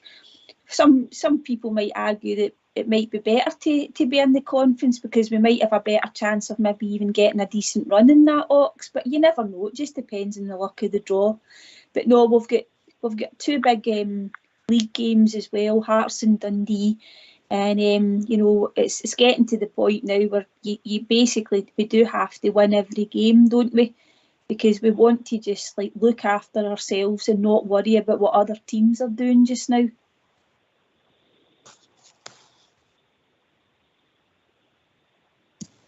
Well, you just have to keep going and going and going. And listen, we hopefully go here on Wednesday night, get a result. We want to play really well, but it's just a game about winning. Then hopefully put a performance on at Ibrox, and then we've got 2 games away, one in Spain and one at Hampden. And then if we can do well in the games, the next 4 games, the momentum starts growing again. And we forget about the 2 draws. If you think when Clement first came in, you know, we did see a massive improvement, you know, in the tempo, you know, the pressing, everything was going swimmingly. And then obviously you the first draw, which is the first sort of wee setback we had, you know, and after that you've had another wee setback with another draw in Europe as well. The Limassol results probably set us back a wee bit as well. Doesn't that help us either? Confidence sort of seem to seep out the squad. But, you know, under Beale, I think all these players now should be playing for that position in that final. They all want to play in it next year, and there's no better place to, you know, go and win a trophy in Hampden, send the fans home happy. But you got to earn the right, and as you said, there's more important games to chalk off, Hearts, Dundee, and I want a result against Batiste as well. I want to stay in the Europa. I'm like London. I'm greedy. I want the Cup and I want to stay in the Europa. And we get a result over on Batiste. So that's where I want to go with it. Nah, nothing wrong with that, mate. Nothing wrong with that. Ambition. Stuart, then, Bob, yeah? Aye, I mean, you can't disagree with all that. But although we say 1 game at a time, you've always got your eye on who's going to fit in where. I mean, the bright thing for me is we're doing the dumps a wee bit with the kind of Aberdeen game and stuff like that. And the bright spark coming out of it, wee McCausland, I mean, I think his touch is really good. The ball sticks to him and he could weave about a bit and he's quite deceptive. I'm not saying he's like Lionel Messi, but he's got that wee drop of the shooter type of thing, wee injection of pace, he's getting by people. And if you look at the first goal that we scored against St Mirren, I mean, he was virtually in his own half and he threaded that ball right up the line to, I can't remember who it was it Dessers or that was running onto it? Tavernier, I can't remember now.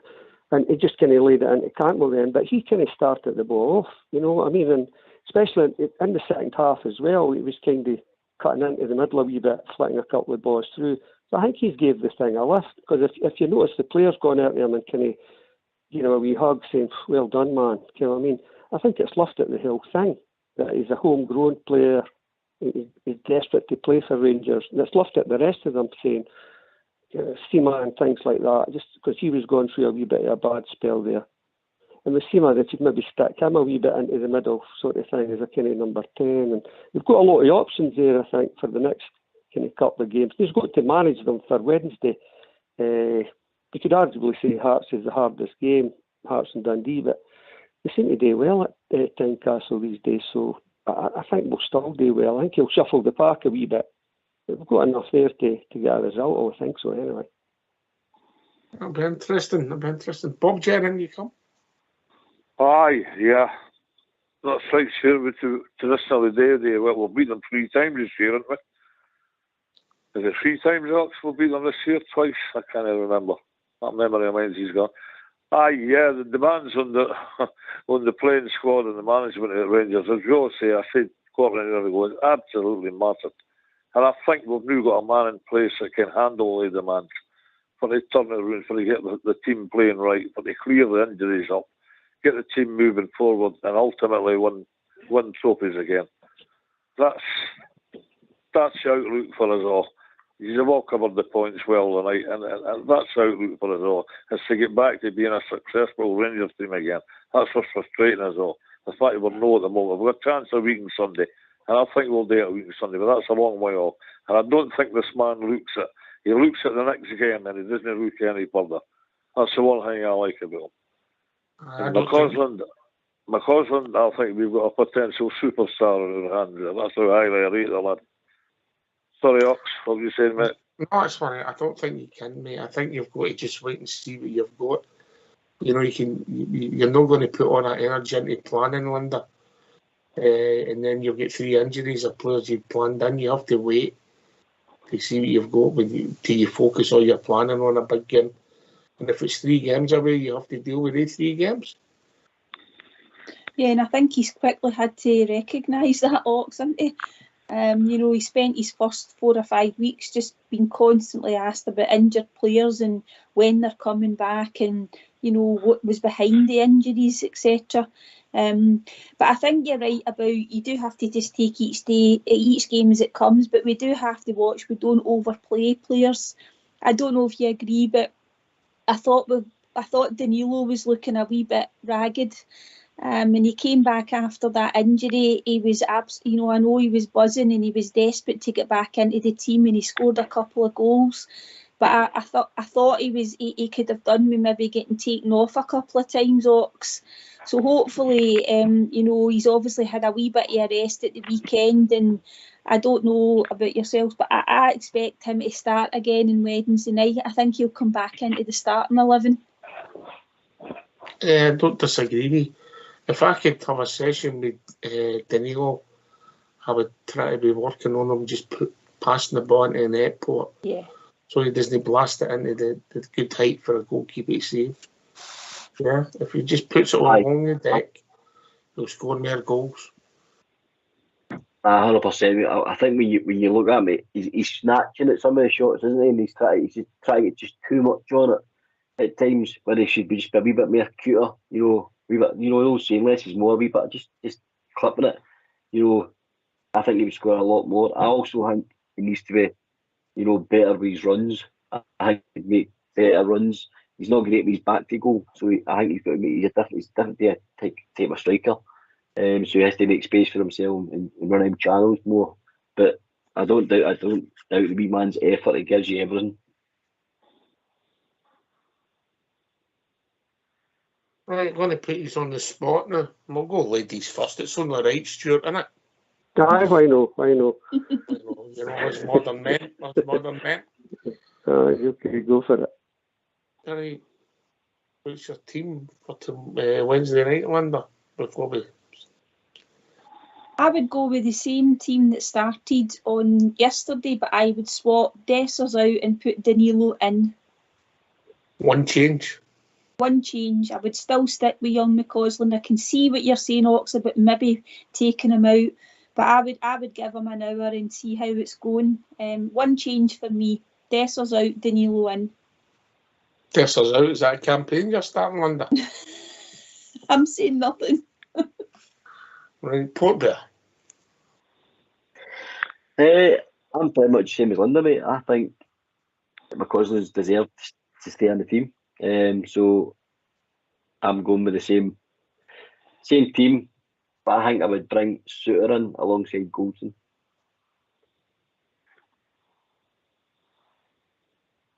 On the left, Suter on the left. Aye, yep. Okay, interesting shout. Stuart? I think he'll change it about a wee bit. I'm kind of going the same team up to about if you start the same sort of back five, Butland, the Goldson, Balogun, Barisic. Although he might pick Redburn, but I'll go with Barisic now. And I think they praised Tom Lawrence up a fair bit, congratulated him on his kind of performance. So I think it'll be Lundstrom and Lawrence there. I think if Scott Wright's that, I think he'll play Scott Wright instead of McCausland, just to give him a wee break, the guy. Maybe bring him on, maybe give him half a game somehow. Scott Wright's had an injury, so I think that's the position that'll be changed about a wee bit. Where it's changed in the first half or the second half, but I think it'll be a change. You know why burn this guy out? I hate to say it, Scott Wright's usually got a good record against Hearts. Again, he's scored a couple of times here and there. And I don't know if he's fit. I think he could be fit though. That's what I would change. I wouldn't have Dessers there. I would have Danilo up front as well. And obviously Cantwell in the number 10 and Seymour on the left. But that's about it really. I mean, that's kind of, it picks itself up to about 2 or 3 players, then you've got to kind of shuffle them about. But I think up to the sort of last 4, 3 and the 1, they might change that about a wee bit. We're keeping Cantwell in the sort of same position. But maybe Danilo and Scott Wright, just twiddle it about there a wee bit. I think so anyway. We'll wait and see. We'll see what happens. Mr. Fox has brought Scott Wright back and he's played Seema through the middle with Matondo on the left. He's gone for pace. Interesting, huh? It's not a bad shout. Seema's definitely shown he's finished. He's a finisher. And it would be blistering. Matondo on the left eye. I get that. Aye, interesting. Right, Bob, Ger, what are you thinking? I'm the under 100%. I would take Dessers out and put Danilo in. And that would be it for me. And then we can take it from there. If Scott Wright's fit, he can maybe come on later on for young McCausland. And Matondo can come on later on as well. And I'm hoping, like the rest says, that we get a better performance in an awkward away game than we did a week past Sunday at Aberdeen. Let's perform better than we normally do at Tynecastle. So I'm not tempted fate. I'm touching with you. I'm sure we can win this game on Wednesday.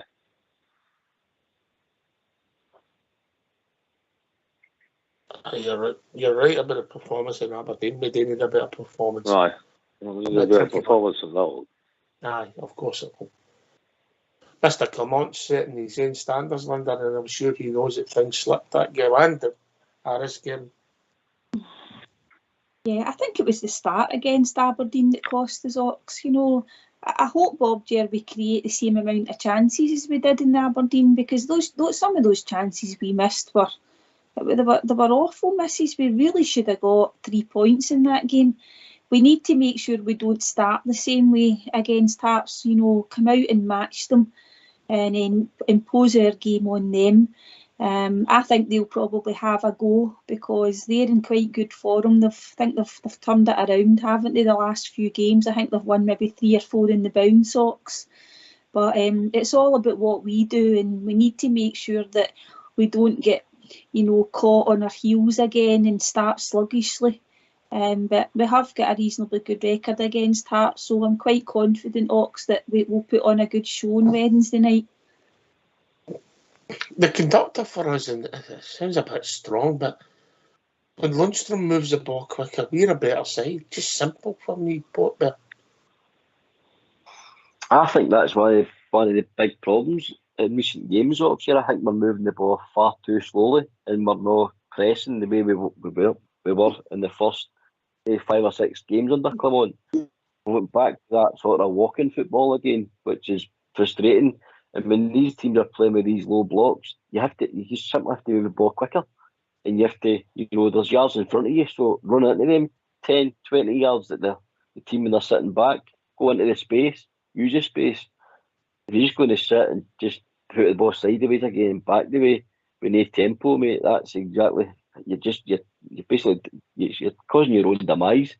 And I think the team needs to lift it again to the same level they were playing under the early days of Clement, where they were pressing teams and everyone was getting moved a lot quicker. You have to move teams about Oxford under these low blocks. It's the only way to beat them. Move them side to side and use the space. Use the space they're creating for you. We're getting into 10, 20 yards further. And that's what, as you said, Lundstrom was doing that previously, but his team seems to have been hiding again, doing that what I call the lazy hiding football, just want to just sit in front of that back 4 and sweep up in front of them. Loads of touches with nothing happening, if that makes sense, Port. Yeah, that's exactly what I'm getting at. Yeah. Whereas he was driving into space. I've just seen a message, Scott Wright, Matondo. Would they be up for the physical battle at Tynecastle? Is that fair, Stuart? Would they be? I think so. I mean, mean, especially Scott Wright, he's playing for his future. He's kind of going at the end of the season technically. He was just about away there. So I think I listened to his interviews and that. He's got a kind of new lease of life. He's been given a better chance than what Beale was giving him. I mean, for me, he was never a bad player. He was good with Aberdeen and that. And I think it's just why they kind of players' confidence, like the wingers are. Same with Matondo. He gets a kind of wee run, they form. I think they're all playing with a bit of tension in them. I mean, if I was Clement, what I would be doing is, if you look at the best game we've played all season, against the hardest team we've played all season, was against Sparta Prague. I mean, arguably, all the games he's played, that's been the hardest one. That's been the best that we've played. If you look at the first half there, it was absolutely outstanding. So he should be getting that video saying, look, this is what you've done then. We need to do the same now. And as you were saying, none of this passing the football about the back. We were driving forward. They were like, say, I can't remember who was playing there, Goldson, or if it was a shooter, driving into the centre and shooting people in. That was opening up the wide areas and stuff like that. Cantwell was playing on the right. Had a great game, scored the goal. So I feel they're a bit tense now. If you look at, you were talking about Danilo snatching at things. My heart goes my mouth when I see the ball coming out. Lundstrom gets it. He's hitting it out of the bar. He's hitting it away to the side. You can see him shaking his head and you're thinking, what the hell are they doing in training? Yeah, they must be able to hit the target in training, surely, for about 25 years. They've got to. So I think if they could lose that tension and go back to the Sparta Prague sort of type of scenario, why they can't replicate that, I don't know. Whether it's a low block or no. I mean, Sparta Prague was the best team they've played. Well, Clement's played this sort of season, as far as I would see anyway. Aye, it's maybe we raise your game and we don't raise our game and seem as people do against us. It's maybe that simple, but I don't disagree with you. That's been our best performance. We've played good in spells. I mean, the Hearts second half in the League Cup at Hampden, we took 3-1 flat at Hearts, if we're being honest, Linda. It could have been 5 or 6, yeah? Yeah, it could have been Ox, and we missed a few chances in that game too. We should have been well out of sight. The Sparta Prague game, I agree with Stuart. We were, right at it from the beginning. The press up front was very good, and Danilo led that. Actually, that was one of his best games. But we definitely need to be at it right at the beginning against Hearts again on Wednesday. I think they would be all right for the physical battle, Ox. I mean, they're going to have to. Matondo, right? Well, the thing is, they're going to have to be. It's a Scottish league, Scott Wright's played here long enough. Matondo, again, he'd hit a good bit of form before he got injured. But it might be more of an open game with space in behind. But I think they'll be okay. Would you go with Fox's front line then, Linda? Now you've had it pointed out to you. Sorry, Ox? Would you go with that forward line now you've had time to look at it?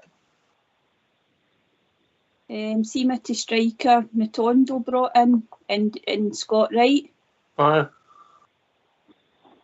I can see why, you would maybe play Seema through the middle, but I don't know Ox, because he's came off the left-hand side to score his goals. So if he was playing through the middle, maybe he would have to be making the runs outside, if you know what I mean.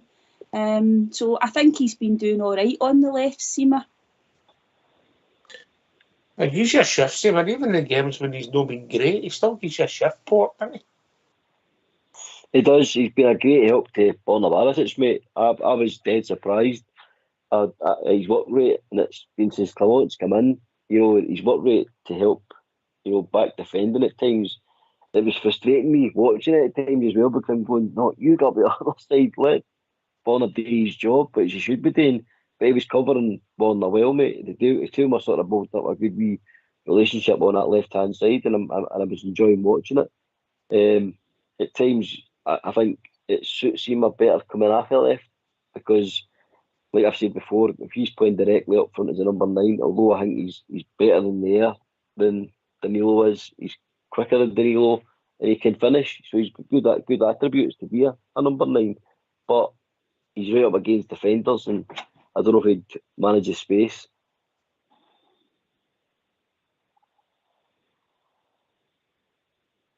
I get it. Okay. Interesting debate, Bob.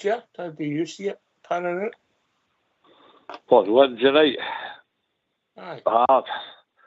Well, as I say, it's a Grundy we day traditionally well on it, but tomorrow's another day. This is another game. And I've heard to say that they've turned it around a wee bit this lot. Maybe their injury problems have cleared up, I don't know. But I think Rangers have got enough about them to get the points. It'll not be easy. It'll be hard. It always is there. In the wee tight stadium at Tynecastle. But I think Rangers have got enough about them and the squad for to go and get the points on Wednesday night. We're going to have to. It's as simple as that. Well, Rangers, as I said earlier on, the demands are colossal, and we've got to deliver. If we didn't, we're all massively disappointed, but I don't think we will be. I think we'll make it all right Wednesday night. And give us man time, like you keep saying. Great discussions tonight, by the way. Stuart? I think there's a few kind of shining lights kind of coming through. Like, say, Tom Lawrence playing in that role. And you've seen Cantwell coming back. I don't like him too far back, but if Lawrence is maybe going forward, they've got this kind of shifting back and forward. And if you look at sort of Seema's position, when he got that goal, he just thought, you know what, Cantwell just, he was quick there. Cantwell just kind of hit it a wee shade in front of him, and Seema's bang right in there. I mean, a lot of folk would have just kind of stood back. But Seema's, he seems to be kind of up to his level a wee bit of concentration. Because 9 times out of 10, somebody would have just left that to Cantwell, he's getting it. But he stepped right in there. So he's kind of becoming like a sitting striker. He takes up good positions for me. He's powerful, he's good in the air. I mean, he had a header in the air. He was well on top of the ball, but he was kind of leaning a wee bit. And another day, that goes into the corner. So I'm quite happy with it. I think Clement says something about Cantwell in this number 10 role. So he's kind of gone with that kind of core, Lawrence, Cantwell, Seema. And he's kind of working it around that, maybe changing a couple of other positions about, like I said, Danilo coming in instead of Dessers. He's trying to give boys a chance to see what they can do. And you can see the disappointment when they're going off, like the Dessers, disappointment. But he came to sell that, look, I'm not doing enough here. And it's sort of testing them up to January. And we have views to, they'll be kind of what's coming anyway. They'll be thinking, Christ, I'm not pulling my weight here. What am I going to do? So, going back to Wednesday, I'm really confident that they found a wee bit of a kind of, not a magic formula, but a wee bit of more light than what there was in the Aberdeen game. I'm glad Cifuentes isn't playing. I don't know what's wrong with that guy. He slows it right down. He makes Lundstrom look fast, if you came what I mean. And I'm glad that he's kind of out the new. They maybe try and get him up to speed a bit, I don't know. But where we are the new, I think we're okay for Wednesday, I really do. Oh, you're right. Port's had to dash away. We'll maybe get back on before the end of the show, but if he doesn't, we're the best Port. Speak to you soon. Hey, it's going to be interesting. It's going to be interesting how the team lines up, with how much rotation there is, when do you bring in players. I think this manager is going to tweak rather than constantly massive changes. Linda, bodies will come in, bodies will come out. Yeah, he doesn't seem to be a manager as well, Locks, that will just throw in people that are coming back from injury. We're talking about somebody like Rabbi Matondo. He might, but I would be surprised if he threw him in for a start. It would be maybe the same with Scott Wright as well, because he's been out for a few weeks. He tends to try and give them minutes off the bench and kind of work up to a start. But it'll be interesting to see if he does change it and freshen it up a wee bit. As I said earlier, I think the Danilo will probably start. With Seema, I was glad that he got a couple of goals yesterday, because I think he'd gone 7 or 8 games without a goal after his really good run of play when he was scoring nearly every game. And you could start to see he was maybe getting a wee bit more kind of anxious, Ox, when he got some chances, over the last few weeks. And maybe that's kind of where Danilo's at just now. So, as you say, maybe Danilo just needs to maybe settle down a wee bit and take his time when he gets, rather than snatch at things.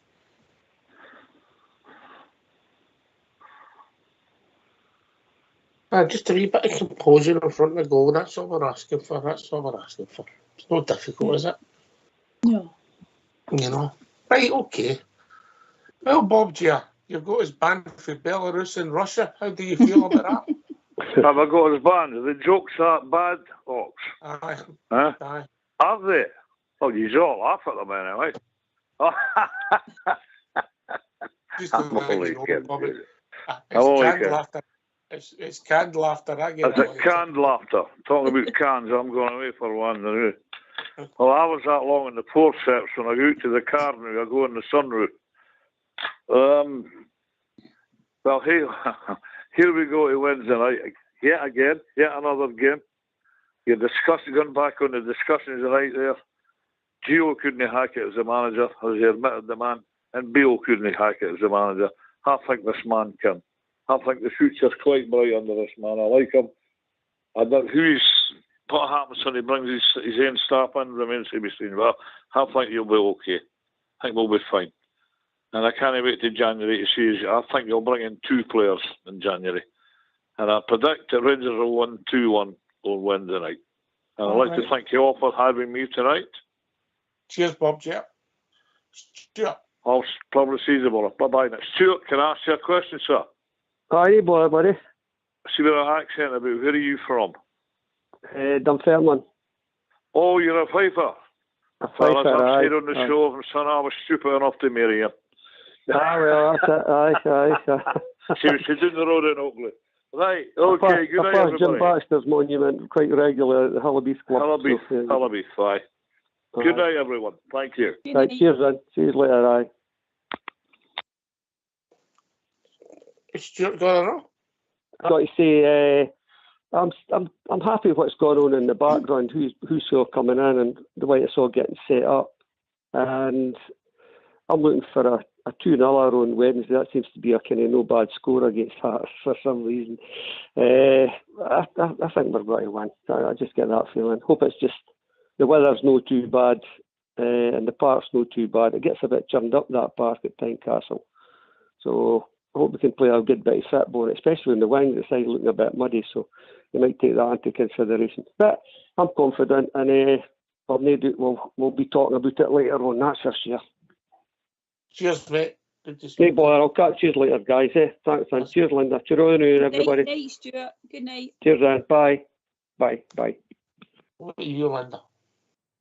Yeah, great show tonight, Ox. I hope Port's all right. It was nice being on with him and your good self. So, yeah, looking forward to Wednesday. Another 3 points will do me. Good night, everyone. That's my tour of Belarus and Russia. Came to an end, Linda, you know. Unlucky, Ox. I was looking forward to that. And there we go. Instead of Brex. That's his show business. Anyway, can I thank Stuart and Bob Jeff for joining us? Fox in the background supported by the one and only old school Blue. Linda and Portmore for doing the show. Everybody for listening. Rangers Radio will be back tomorrow night between 8 and 10. Talking about all things Rangers. Take it away. Old school Blue.